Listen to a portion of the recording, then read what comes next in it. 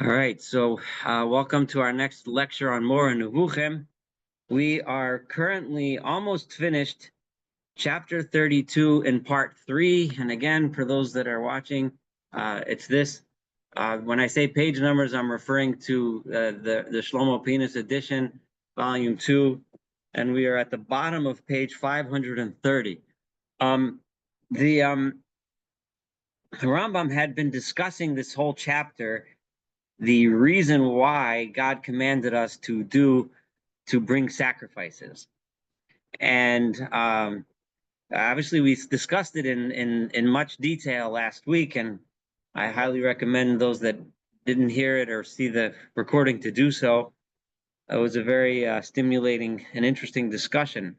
But just to say in really short terms, the Rambam's understanding is that the purpose of the sacrifices is not so much for the sacrifices themselves, but because God was giving the Torah to people who that was the way they approached spirituality. That was all they knew when it came to worshiping God, was through sacrifices. That they lived in a world where that's what people did to their gods.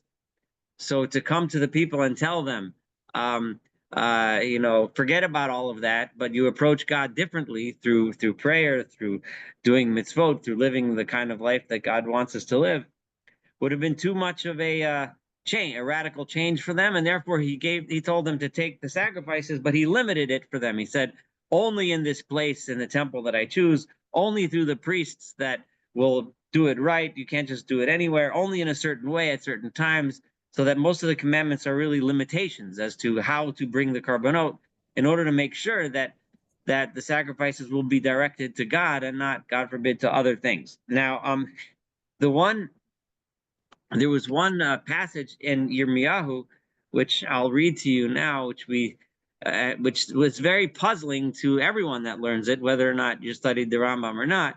And that passage in Yirmiyahu is in Perek Zayin. It's the 7th chapter of Yirmiyahu, and along with pretty much all of the major prophets, Yirmiyahu heavily criticized the people for their for their reliance on sacrifices and when they worship God, and criticize them and tell them, if you're living a immoral life and you're not keeping the mitzvos and you're not living the way God wants you to live, just bringing sacrifices won't do anything. So Yirmiyahu, chastises the people many times on this subject, but probably one of the most poignant, one of the strongest criticisms that Yirmiyahu says is here, and it starts in verse 21 in chapter 7 of Yirmiyahu, of Jeremiah. So I'm going to read it to you. He says, Ko amar Adonai Tzvaos Elohei Yisrael. So says the God, the Lord of hosts, the God of Israel. Olo seichem, your sacrifices. Now, an ola is a sacrifice that's burned completely at the altar.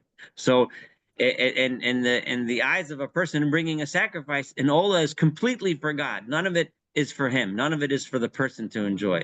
A zevach is a kind of sacrifice which one brings, but most of the animal is eaten by the person or the family that brings it. Right? It's just portions of it are brought, and some of the blood is sprinkled on the altar in order to kind of make it holy and make it, partially for God, but mostly as that. So mostly a zevach is something that refers to a korban, an offering which the person himself enjoys.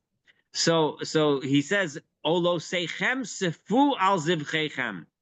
You should take the olos, the burnt sacrifices that you are going to bring, and add them onto the korbanot that you're going to eat, and eat the meat. So this is Yirmiyahu saying, forget these sacrifices you're burning for God, because God doesn't need them. Enjoy the meat. Kilo dibarti et avoseichem, because I never spoke to your fathers, velotzi visim, and I have never commanded them, biyom hotzii osam me'eretz Mitzrayim, at the time or the day that I brought them out of the land of Egypt, al divrei ola vazavach. I never commanded them, and I never told them regarding the laws or the idea of an ola, a sacrifice, or a zevach, which is another kind of sacrifice, which is not completely burnt, like we just explained. Ki im es hadavar hazeh tzivisi osam lemor. Rather, This is what I commanded them as follows. Shim'u b'koli, listen to my voice. V'ho'isi lochem le'elohim. In other words, listen to what I tell you. Listen to my mitzvot, the things that I command you to do, the kind of life I ask you to lead, and then I will be a God for you, v'yatem to you, lila'am, and you'll be a nation. V'halachtem, and you should go and live b'chol haderech, in all of the ways asher atzavaeschem, that I command you, lema'ani tav, in order that it will be good for you. Now, this verse, in order that will be good for you, is very appropriate to the Rambam, because the Rambam is explaining to us now how keeping all the mitzvot is good for us. Like, it automatically, if we do live this way, it will be good for it. However, v'lo sham'u v'lo hitu es aznam, they, in other words, your forefathers, they didn't listen, they didn't pay attention. And they went with their own ideas, bishrirus libam hara, on the evil ideas that and desires that came up in their hearts, v'yula achar v'lo lefanim, and instead of going forward and making progress and becoming better, they went backward, back towards the days of before God appeared to us, the days of pagan worship, and which automatically meant sinking into sin and selfishness, etc., and so on. And then he goes on. So now, so it's a very puzzling words of the prophets, right? Because of the prophet Yirmiyahu, because, like, what do you mean? Anyone that read the Torah knows that, that in the desert on the way out of Egypt, God gave us a lot of commandments about korbanot, about sacrifices. So the first thing we learned last week was the long paragraph on the beginning of page 530. The Rambam gave his first answer, his first approach to answer that question.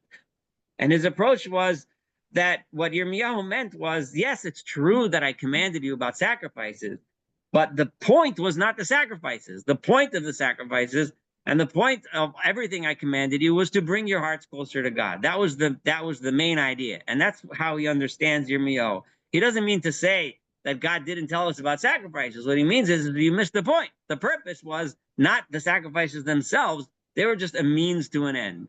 God allowed the sacrifices to be a part and parcel of how we approach God, but ultimately what he wants us to do is to approach God.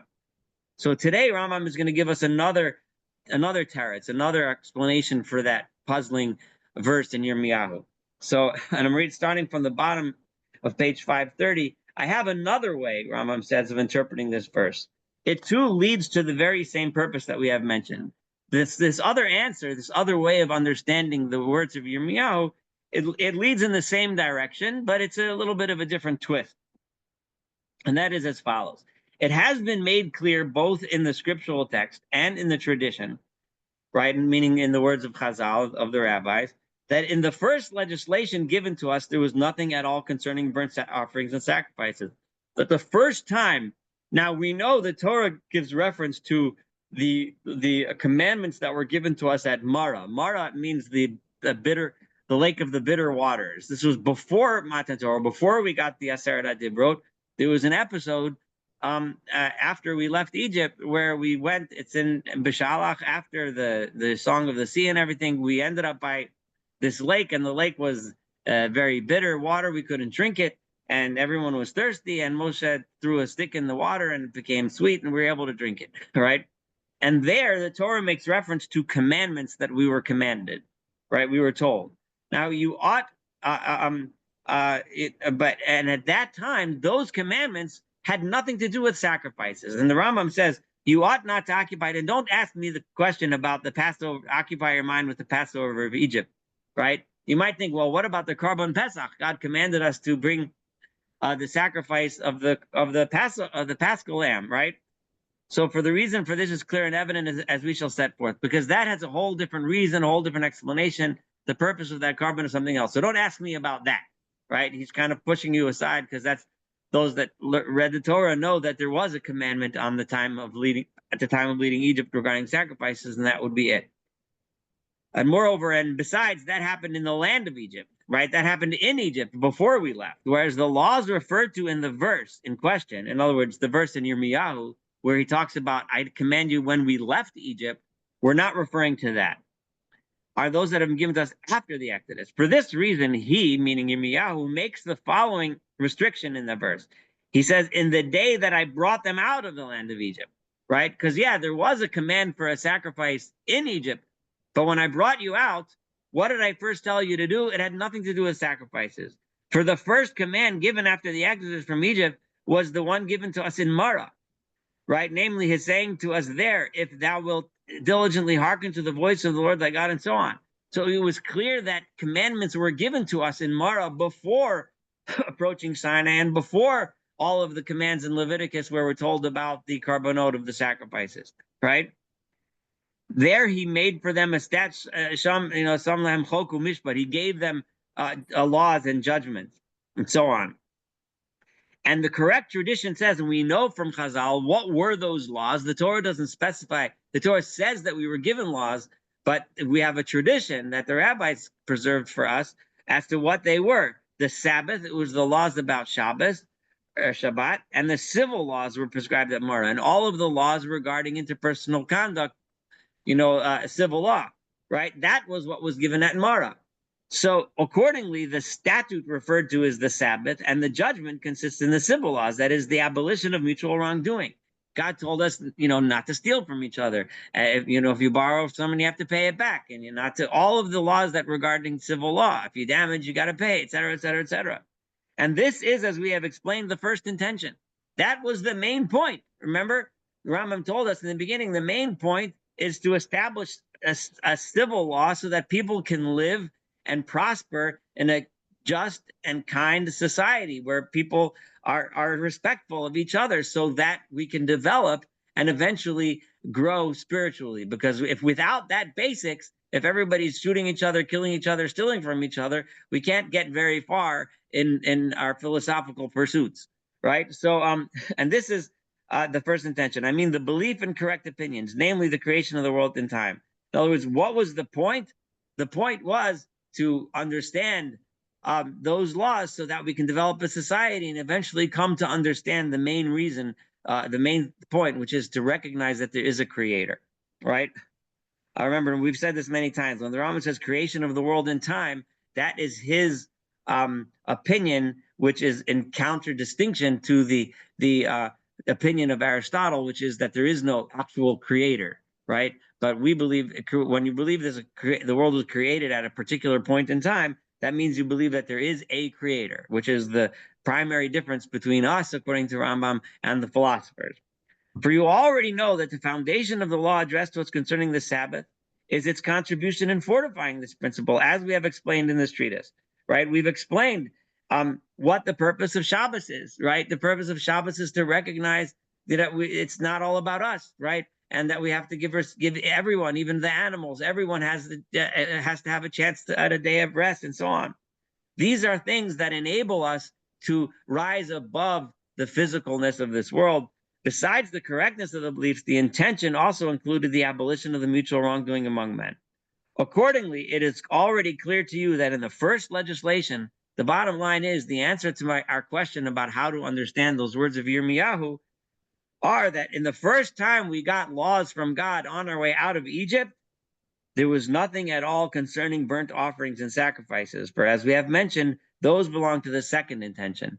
That was just the second intention, meaning that they're not the primary purpose. The sacrifices were meant to help us along the path so that we can recognize that there is a creator, right? The very notion expressed by Yirmiyahu is also set forth in Psalms and Tehillim by way of blame to the whole religious community. I'm going to read to you that little piece of Tehillim here. Let me pull it up. So this is in Tehillim, Perek Nun, that's chapter 50, and it is starts with verse 7. So Shim'a Ami. So this is in Tehillim. This is the psalmist. In this case, it's Asaph who wrote this psalm. Mizmar li Asaph starts is writing and saying, he's paraphrasing the words of God Himself. The preceding pasuk, verse Vav, verse 6, it says, "Vayagidu shamayim tzidko," the heavens it proclaim the righteousness of God, and so on. So what does God say? Shema Ami, listen, my nation, va'adabera, and I will speak. Yisrael, listen, Israel, v'ya'ida bach, and I will speak regarding you. Elohim, Elohecha, Anochi. I am God, I am your God. And what does God say? Lo al zivachecha ochichecha. I am not criticizing you regarding the nature of your sacrifices, right? Zivachim, which are the types of sacrifices which we mentioned that the people will eat, eat most of it. Violosecha, and your olos, your completely burnt sacrifices, linegdi samid, they are opposite me all the time. In other words, the ones that you're constantly bringing to me. This is not what I'm criticizing you about. In other words, I don't care that much about that stuff. Lo ekach mi beis par. I'm not interested in taking your cows from your house. Mi michlo osecha atudim.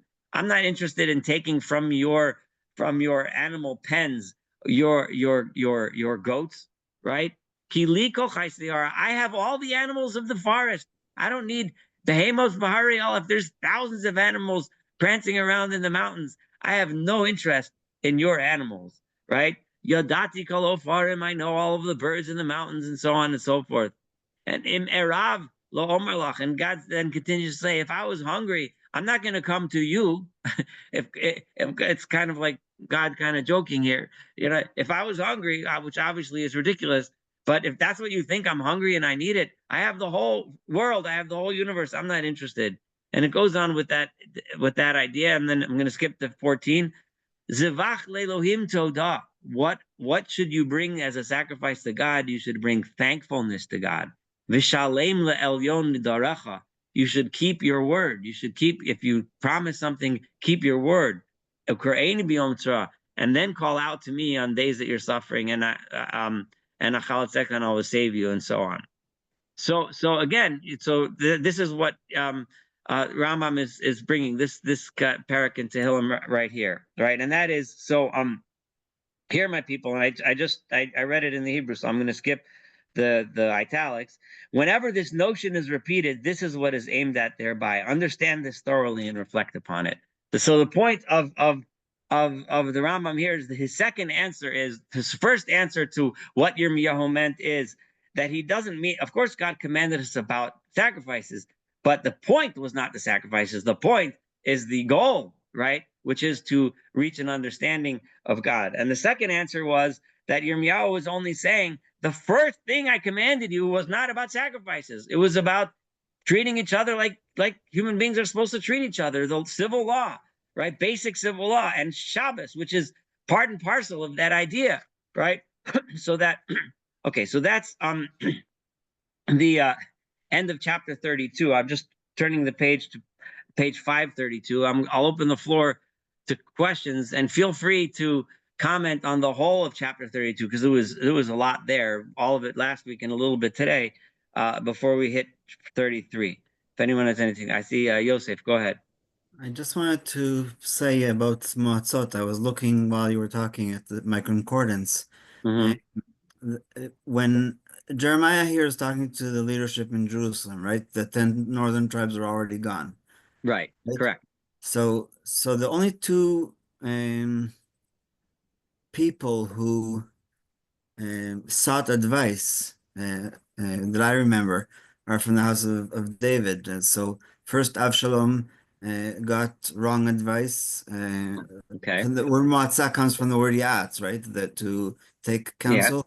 And the second one was Rechavam when he asked his drinking buddies about becoming the king of Israel, right? And Yeah.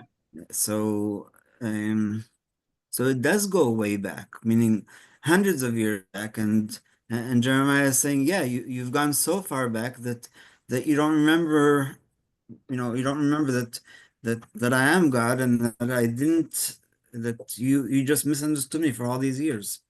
Yeah, and he I hope I'm misunderstood me making because sense. you sought advice from all these characters that didn't have very good advice to give you. Yeah, that's true, and yeah, it does go back. And Yirmiyahu then would have been talking, from Rechavam. It would have been about give or take a few years, about 350 years later. I have a question. Yeah, go ahead. Can we infer from this discussion that Maimonides would have been opposed in principle to modern talk about reinstituting the sacrificial system That's a very good question. I mean, we touched upon that last week, right? A bunch, because that would certainly be the conclusion that one would get if we just read the chapter that we read last week and a little bit this week together, right? That I missed last week, but yeah, sorry. that's fine. Yeah, but the problem with that is that Rambam in his halachic work, the Mishnah Torah, clearly writes that we're looking forward to the reestablishment of the Beis Hamikdash with the carbonot and the sacrifices. All right. So how do you make the two? How do you reconcile those issues? We discussed it in more detail last week, so I don't want to go into it too much because then we won't cover much ground tonight. Okay. But it's a very good question. But certainly, it would seem to be the logical conclusion of what he says here. And those that attacked him on to a large degree on those grounds. Like, what do you mean? If that's the point of carbonot, then why do we look forward to reestablishing them? Well, we had other answers, but it's a big topic. It might be worthwhile devoting like an entire, maybe even lecture series on the subject of future sacrifices. I'll add that to the long list of things I hope we can do. But yeah, but it's a very, very good and very important question. And I'm sorry I did not give an adequate answer. Okay. But do listen to the but you're making the right conclusions. That that's the logical conclusion of what the Rambam just said. Anything else? No. Okay. All right. So let's hit chapter 33. The totality of purposes of the perfect law there belong. I'm sorry, to the totality of purposes of the perfect law, there belong the abandonment, depreciation, and restraint of desires insofar as possible, so that these should be satisfied only insofar as this is necessary. Now, this is a very it's consistent with Aristotle's philosophy of life. It's consistent with most of the Rishonim of the Rambam's time period. And that is that our desires, our passions, the things that we desire are things which should be kept in check. We should only satisfy them to the extent that we need to, right? And then that would be how to perfect one's character, and then focus our energies and our desires, on God only. So that these should be satisfied only insofar as this is necessary. Remember, Rambam is explaining, he's laying out all the groundwork to start explaining to us the reasons for the commandments of the Torah. So this is all part of laying down that groundwork. So you know already that most of the lusts and licentiousness of the multitude consist in an appetite for eating, drinking, and sexual intercourse. This is what destroys man's last perfection, what harms him also in his first perfection, and what corrupts most of the circumstances of the citizens and of the people engaged in domestic governance. It's simple desire for things, for worldly things, because we want these things, right? Both on the level of the general public and on the level of the leadership of the general public. Most of their decisions are based on personal self-interest and desire to obtain some sort of worldly pleasure, right? For when only the desires are followed, because if we let these go unchecked, and we would simply base all of our decisions on pursuing these desires, as is done by the ignorant, which is what most people do, right? The longing for speculation is abolished. Then the desire to think and to study and to learn goes out the window. I mean, this is pretty basic stuff. Most of us know this. Whether or not we live this way is a different story. But we know that if all we're thinking about is getting what we want, we stop thinking and we stop learning, and the body is corrupted, and the man to whom this happens perishes before this is required by his natural term of life. In the end, your own physical health will suffer, and you're going to end up dying early. A person that's constantly running after these things, he'll end up living a physically unhealthy life, and he'll end up in an early grave. And thus cares and sorrows multiply. And what happens? You end up being sad. You're not healthy. You don't feel right. You're, let's say, overweight. You can't move because you don't exercise. You don't eat right. And you don't have enough because you never have enough. You always want more because the other guy has more than you. So you're sorry, and then mutual envy, so you get jealous. And then when you get jealous, you start hating the other guy because he has more than you, hatred. And then when you hate him and you're jealous of him, you break into his house, then you get into a fight and you punch him in the nose and he punches you in the nose. It all leads in a bad direction, right? Aiming at taking away what the other has, they all multiply. All of these things happen when we make our decisions based on what we want.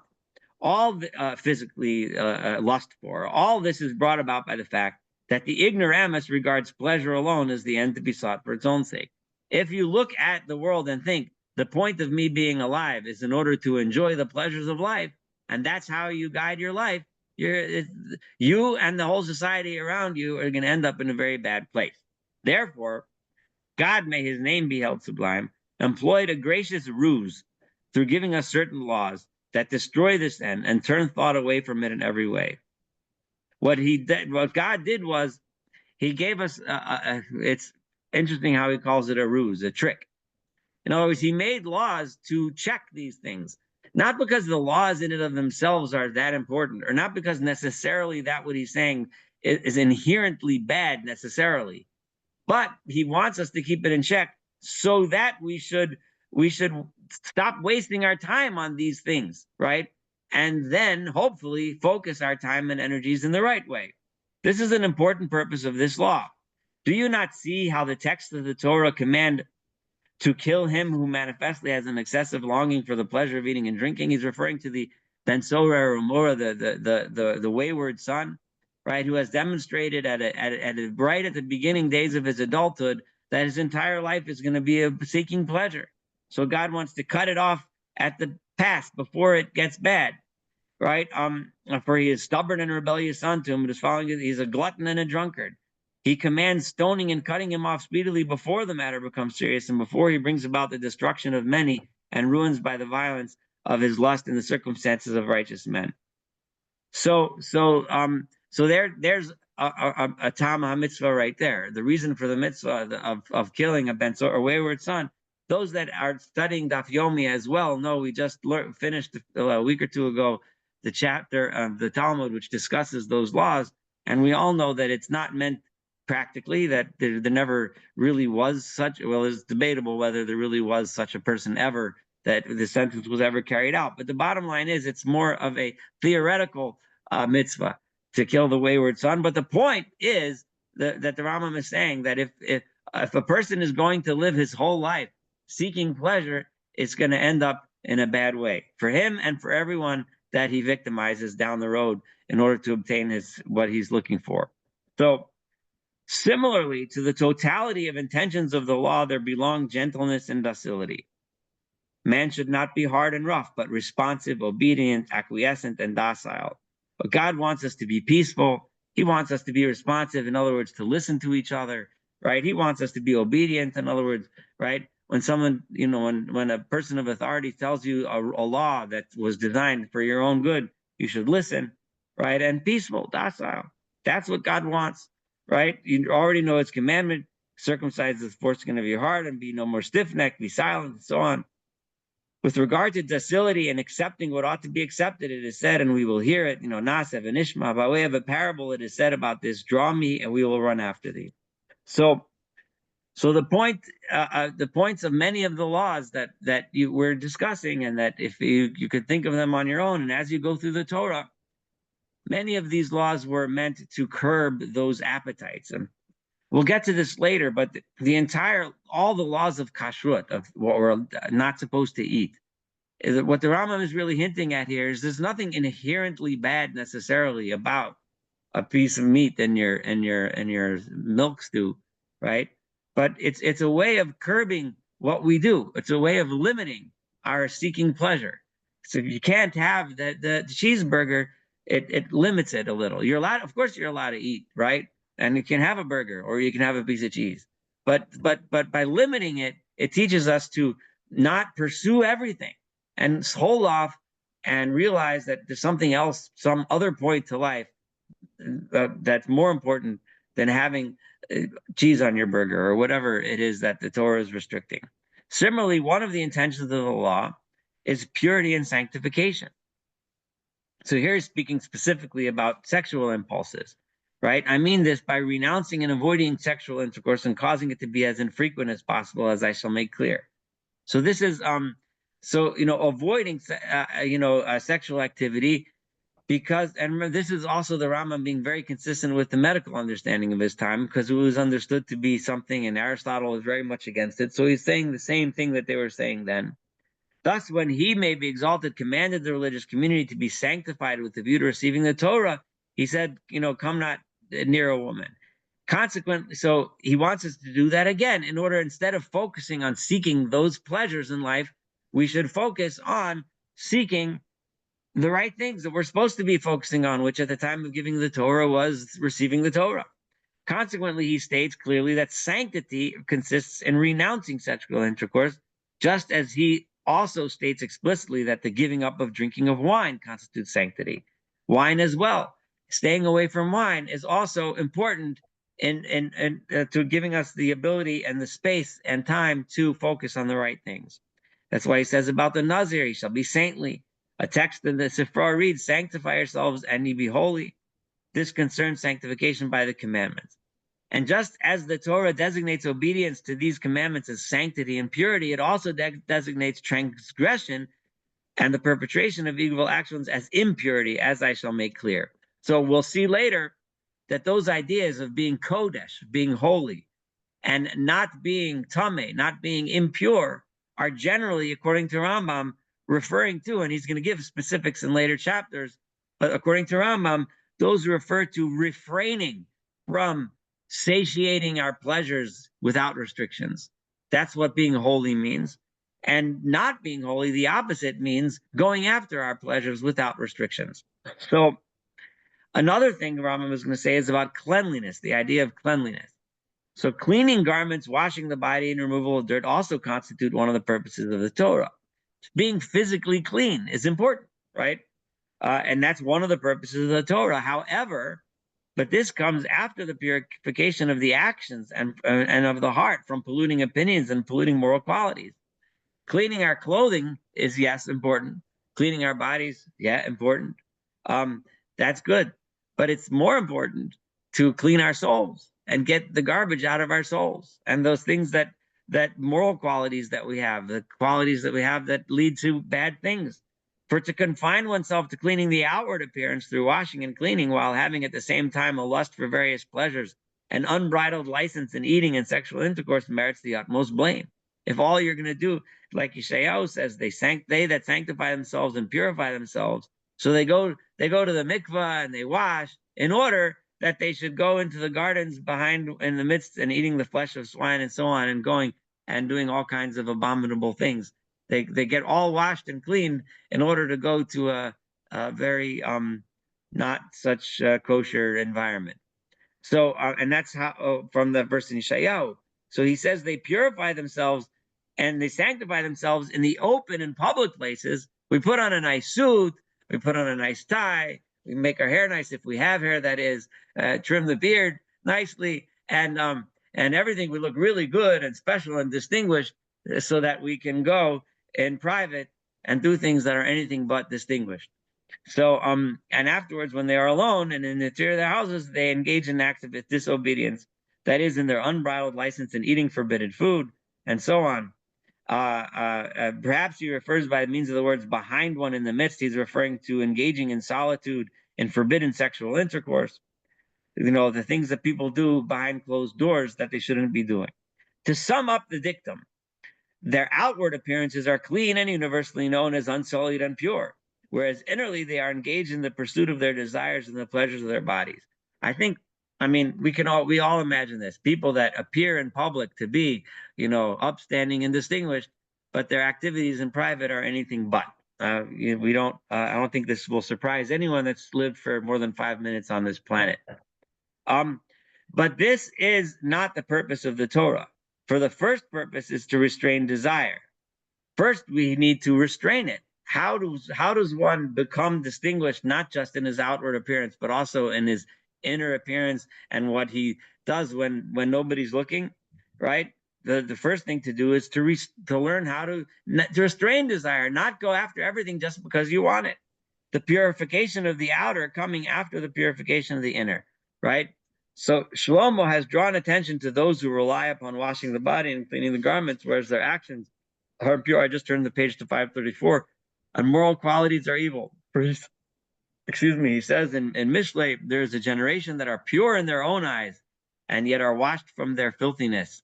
I'm sorry, yet are not washed from their filthiness. There's a generation, oh, how lofty are their eyes, and their eyelids are lifted up. If you then consider likewise these intentions, think about these ideas that I just remember. He's laying down now all these rules and ideas so that when he starts listing the mitzvot, it'll be obvious in what category those mitzvot fit. The reasons for many laws will become clear to you. Understand what I just said, and a lot of the Torah will start to make a lot of sense. Those reasons were unknown before these intentions were known, as I shall explain while recommencing. When I get back to it and start listing these mitzvot, you may not have realized it at first, but now that I gave you this principle and you start to apply it, it'll become obvious that this is the reasons for many of these mitzvot. So that's chapter 33. In chapter 34, he's going to lay down another rule. But first, I want to just stop in case there's comments or questions about 33. It's pretty straightforward. I mean, it's logical, I think. I don't know, there's not that much to object to. I mean, our approach towards pleasure today is different from the approach back then, but the general idea is still quite relevant. So let's do chapter 34. Among the things that you likewise ought to know, another thing that you need to know before we approach understanding, as we are approaching understanding the Torah, the mitzvot, is the fact that the Torah does not pay attention to the isolated. And what the Rambam is saying here is like this. There's many times that you have to make a law, right? And someone is going to lose because of that law, right? Somewhere, in other words, if we make a law that we think is necessary for the general public, there's going to be somebody who unjustly suffers because of that law, right? And I'm trying to think of examples, but I don't know, maybe someone else can come up with a better example. But a law that's made for the general public, and it's basically understood to be a good law, but sometimes, I don't know, I was just reminded of a discussion I had with the idea that every person, at least ideally in the United States, is innocent until proven guilty, and therefore everyone is entitled to defense, right? So occasionally you'll have a guy who manages to game the system, and even though he's very guilty, he manages to hire himself with a lot of money a really wily defense lawyer who can weasel him out of charges, even though he really deserves to be guilty, right? So I mean, and that's not good, right? That's not just. I'm sure you can all think of your minds of people who we knew were guilty, but they got away with it because the law says everyone has a right to a lawyer. And he hired a really good lawyer who managed to spin a whole tale of who knows what. But nonetheless, we still understand that the idea, right, that everyone should have a right to an attorney, is just, is the way it should be. I hope most of us agree that. If someone disagrees, tell me. But most of us understand that it's important because very often governments, will.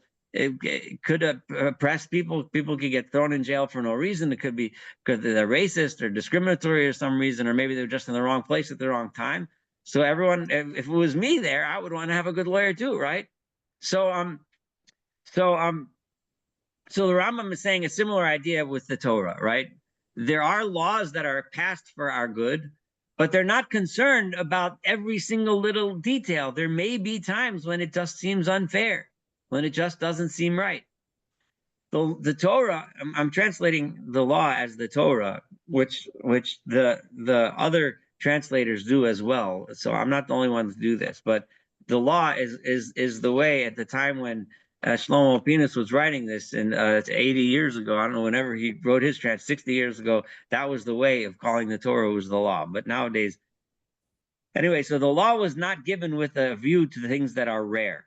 For in everything that it wishes to bring about, be it an opinion, a moral habit, or useful work, or whatever it is that the goal of that particular mitzvah is, right? It is directed only towards the things that occur in the majority of the cases and pays no attention to what happens rarely or to the damage occurring to the unique human being because of this way of determination and because of the legal character of the government, right?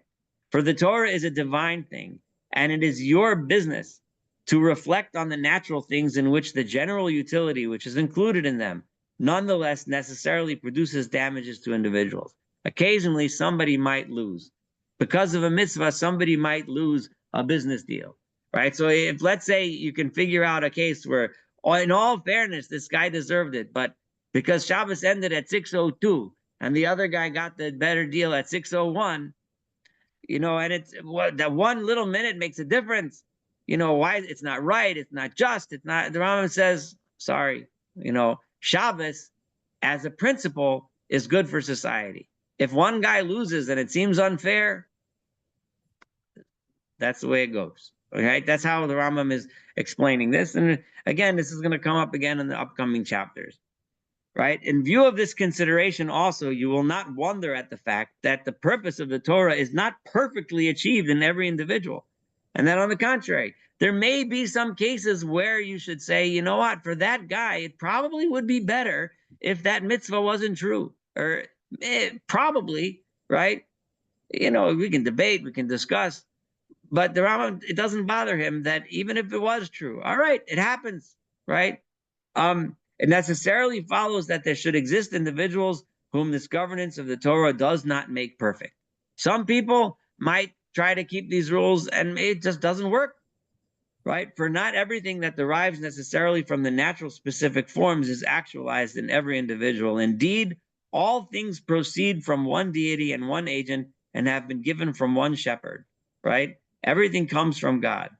The contrary of this is impossible, as we have already explained, that the impossible has a stable nature that never changes, right? In view of this consideration, it also will not be possible that the laws be dependent on changes in the circumstances of the individuals of the time. Because this is the nature of laws, when the Torah is given, we can't say, if there is a law, the Torah says, this is the rule, you have to keep Shabbos.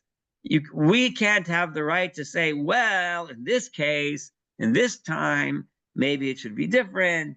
Now it should be different. If we do that, because if that would happen, then what we're doing is, no, we're ruining the whole point. The law is the law, and it has to be applied in all circumstances, right? The Shabbos is going to be Shabbos, and that's it, right? If we were going to go ahead and start saying, well, in this case, it might be one of those cases where it's better for this guy not to have to keep Shabbos, so we're going to cancel it now. And this year and this time, and before you know it, the whole thing unravels, right? As is the case in regard with medical treatment, which is different, the Rambam says, from treating somebody medically. Because when somebody comes to you medically, it's an individual person that's coming, which is particularized for every individual in conformity with the present temperament. You have to look at this person in exactly his circumstances to the best that you can to prescribe exactly the right treatment for that person. But that's not true when it comes to a law, to a mitzvah. On the contrary, governance of the Torah ought to be absolute and universal, including everyone, even if it is suitable only for certain individuals and not suitable for others. For if it were made to fit individuals, the whole would be corrupted, and you would make out of it something that varies, and it would all be one big mishkababel, right? So for this reason, matters that are primarily intended in the Torah ought not to be dependent on time or place, but the decrees ought to be absolute and universal according to what he may be exalted says. As for the congregation, there shall be kuka achas lachem, right? One law for all of you. However, only the universal interests, those of the majority, are considered them as we have explained. After I have set forth these premises, I shall begin to explain what I have intended to explain. Now that I lay down all of these things, number one, that when the Torah makes a law, it's universal, it applies to everyone, it applies to all times, even if you can figure out places where it doesn't seem to be right, it doesn't matter. Number two, the idea that the Torah is trying to curb our pursuit of our desires in order to give space in our life for pursuing higher things. And I'm not saying 1, 2, 3 in any particular order. I'm just as an order that I remember them. Number 3, the purification, purifying our body, getting rid of and our souls, getting rid of the things that are not good for us. The idea that we discussed at length in 32, right? The idea that some laws are given to us because it's the world within which we live, and even though it's not the main point, God realized that he had to allow us or give us these rules so that he can shepherd us towards the goal. And that was the idea of the sacrifices. The world in which he gave us carbonot and the people that God was giving those mitzvos to were people that only knew how to serve that way. So he gave it to us in order to bring us towards the truth. I'm forgetting some, but these are the things that he's been laying down for the last several chapters. So that next week when we learn together, he's going to start talking about start getting more and more into what the actual reason for specific classes of mitzvot are. This is a good stopping point, and we have a couple minutes to ask and answer and talk and discuss. So if anyone has anything to add, please go ahead. I just wanted to add one brief comment. I study every week with a follower of Rabbi Steinsaltz. 5 children, the usual wonderful person. He's a PhD postgraduate. And I presented to him Maimonides' concern about the sacrifices. He got very upset. Okay. I just want to let you know, we have to come back to that because he says it's in the Torah. There will be a Messiah. There will be a third temple. And the idea that the third temple should not have all of the rituals associated with the sacrifices, whether it's a total burning or whatever, he got very upset. And I told him I'd revisit with him after we've had further discussion and maybe your supplemental course, because it's a very emotional thing. I mean, I don't know the rest of the audience, but frankly, it doesn't. I'm not terribly invested in the sacrificial rites. But well, let me ask you a question though. Please. I understand that he's upset about it. It grates on me too. I was raised as an Orthodox Jew, and the temple that I was looking forward to most of my life was one in which we'd be doing all the things we did in the other temples, right? And that's what it says in the Siddur. That's what it says all over everywhere. I know. The question is that he acknowledged that the Rambam actually says this. Well, he took my word for it because I asked him the question that I asked this black hat rabbi, whether he ever studied the Guide to the Perplexed. And you may recall his answer was, "I'm not perplexed." Right. And, Okay. But So that's the same when I raised this right. topic, it was clear to me that this reading that we're doing here is just off limits. And he didn't want to even focus. Yeah, there's a reason why people don't read it, But remember, the Rambam did not explicitly say that there won't be sacrifices in the third temple. Let me make that clear, right? I did say that it's a very reasonable and the logical inference of what he said is that there wouldn't be. But remember, I did not claim, and don't quote me the saying that I said that the Rambam said, if I got up and said the Rambam says there will be no sacrifices in the third temple, that's not true, right? Now, if one wants to say, well, if you don't really have to read between the lines, but it certainly sounds like that's what he means, okay, that's legit, right? But I made it clear that the Rambam, when he specifically describes his expectations of what the third temple is going to look like, he describes the sacrifices happening again. Now, one way of understanding it is that maybe that same world which existed back then, the Rambam might have thought still exists. Maybe the process of bringing and sacrificing an animal, right, is something which we would still gain spiritual something from. It's hard for you and I to imagine because I've never in my life seen a sacrifice. It's hard for me to even imagine what it would be like. I have seen animals being slaughtered to be eaten, which was not pleasant. But maybe if I don't know, or maybe the Rambam felt that we're still there, maybe beyond the third temple there will be a time when we don't need it anymore. But when the third temple comes, we will need it. mind you, the Rambam talks about a Mashiach, right, which is a king. When was the last time you thought about being inspired by the idea of a king? Yesterday, when I heard the speech in Congress. Okay, all right. Well, I don't know if okay, fine. But I mean, none of us, most of us at least, don't really think of a king as an inspiring notion, right? I mean, at least not since 1776, right? We think of a king as a tyrant. We think of progress going. He replaced King George III by King George Washington. Right. Yeah. So even then, right. People were, but now we look back, the whole concept of a king, it's just not something to think that I'm praying for a king. That's just, it doesn't work with me today. I don't know, most of us, it just doesn't work. Right. So the idea is that, but in the Rambam's time, everyone was still being ruled by a monarch of some sort.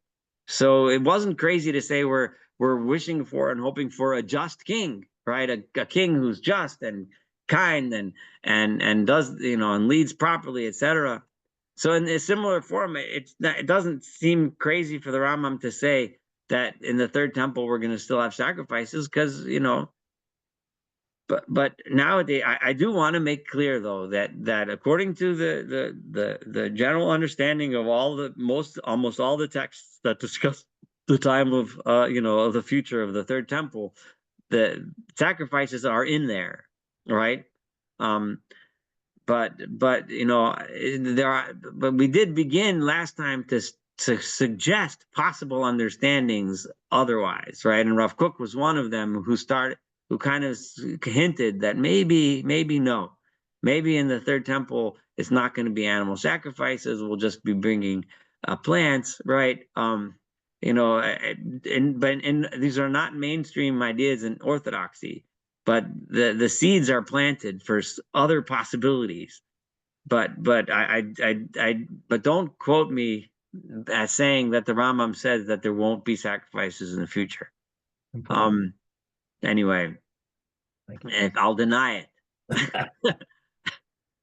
What else? Any other comments?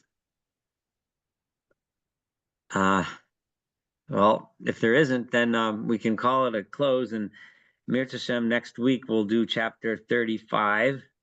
And as we get closer to the end, I might put out like a vote of some sort of what we could do next.